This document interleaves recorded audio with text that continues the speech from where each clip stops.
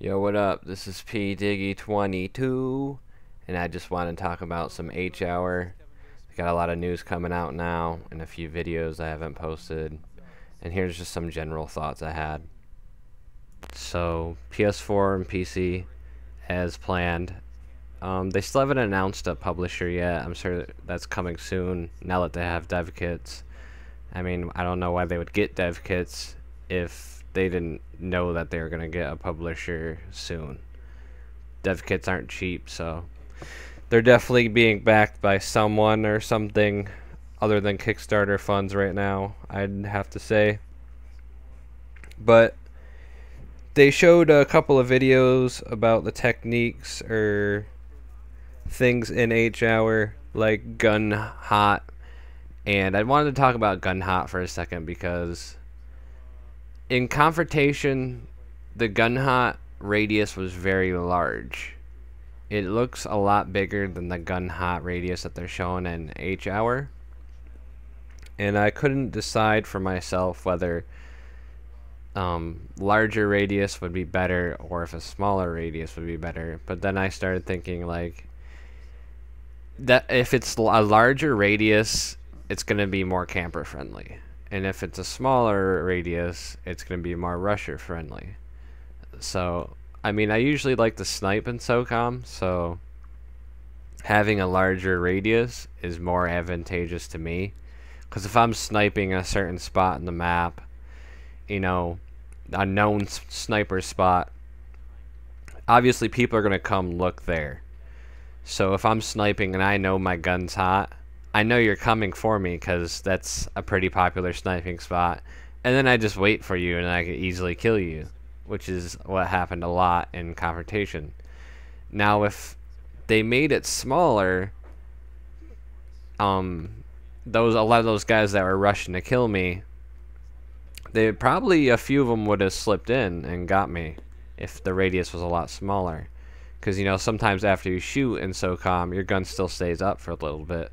So it makes it more advantageous for rushers. I think smaller is definitely better for competitive play. I mean, it's kind of cheap.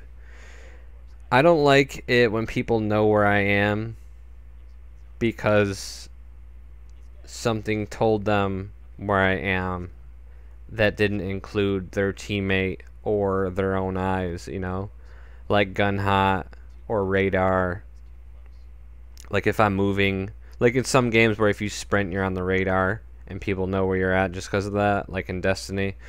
I think that shit's kind of lame, but I think it is a little necessary to have gun hot in SOCOM, since you can draw out games and make it very boring. If they're going to target an esports like fan base, I think they gotta have a small gun hot radius so you can have those rushers and get those, you know, flanks off and all that good stuff. And as far as esports go, I was just thinking, I think HHour could work as an esport, as like a game that would be big on YouTube or, you know, Twitch TV. I've been watching a lot of Call of Duty competitive, not a lot, but I've been paying attention to it. And Search and Destroy is one of their most popular modes for like streams and tournaments and YouTube views.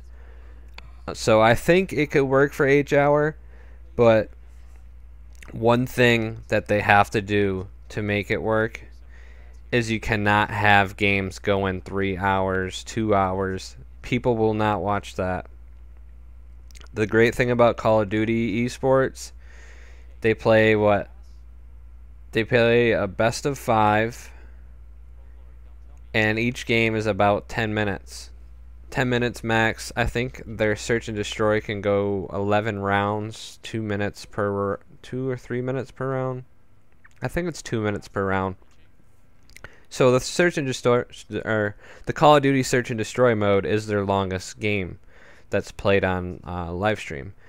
I think HHour would have to cut down on map time for it to be a viewable esport, I'm thinking, like I was thinking in my head, I think 7 rounds in a best of 3 series. 7 5-minute rounds, best of 3 series.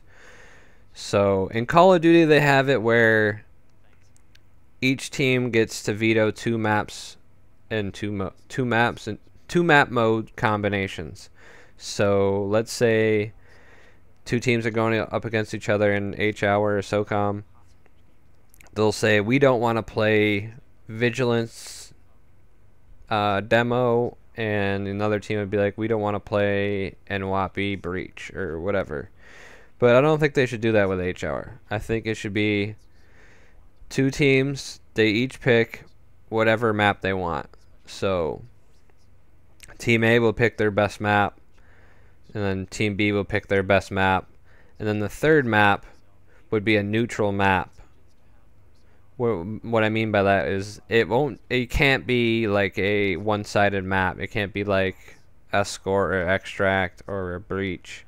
It would have to be something that's like neutral. I'd say like a demo. So the third game would be a demo.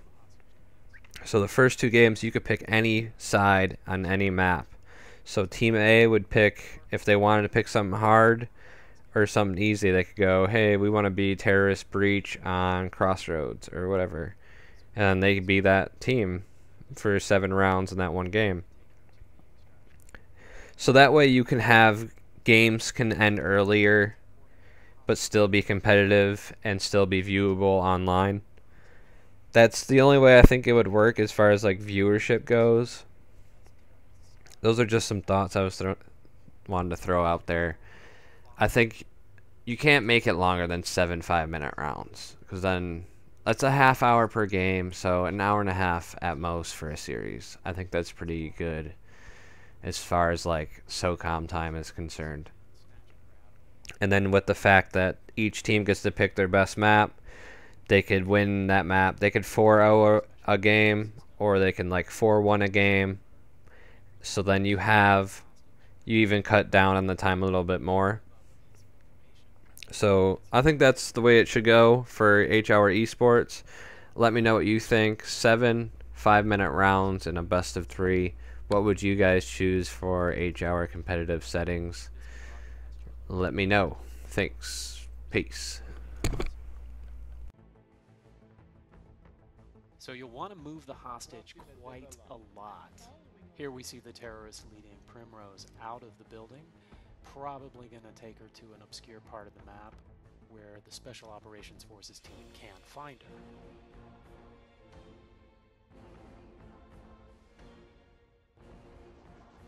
Earlier I mentioned that the hostage wasn't very healthy.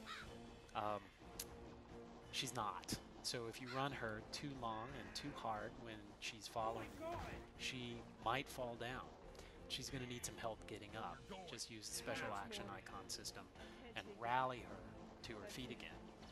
Overall, tactically, it makes sense to move the hostage short distances and then, let her rest a moment before you try to run her to the extraction zone. Speaking of extraction, all you need to do if you're on the Special Operations Forces team is get Primrose to the extraction zone. So here, just to give you an idea about how you would move the hostage, you see that we are both crouched. We move shorter distances. I let her recover a bit. Now normally you would have a full team to watch your flanks, cover your 6, but in this case I'm just demonstrating that she will follow you and you need to let her rest. So here I've made it to the rooftop, which is the extraction zone. Primrose has arrived. I can pop red smoke to mark the extraction zone, and a helo will be in momentarily to take the hostage out of the map.